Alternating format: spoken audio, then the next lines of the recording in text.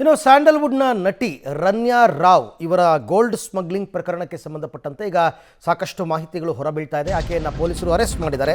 ತನಿಖೆಯಲ್ಲಿ ಗೋಲ್ಡ್ ನಟಿಯ ರಹಸ್ಯ ಬಟಾ ಬಯಲಾಗಿದೆ.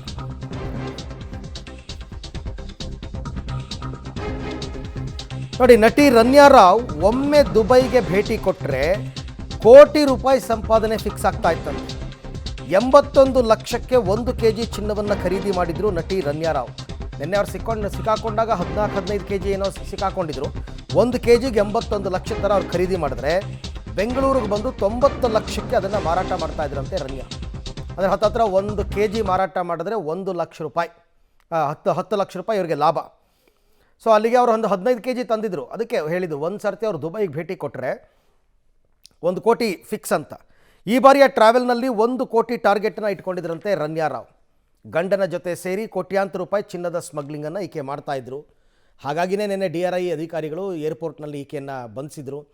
IPS ಅಧಿಕಾರಿಯೊಬ್ಬರ ಪುತ್ರಿ ಜೊತೆಗೆ ಅವರು ಸ್ವಲ್ಪ ಇನ್ಫ್ಲೂಯೆನ್ಸ್ ಬಳಸ್ಕೊಂಡು ಏರ್ಪೋರ್ಟ್ನಿಂದ ಚಿನ್ನವನ್ನು ಹೇಗೆ ಹೊರಗೆ ತರಬೇಕು ಅಂತಕ್ಕಂಥದ್ದು ಗೊತ್ತಿತ್ತು ಅವ್ರಿಗೆ.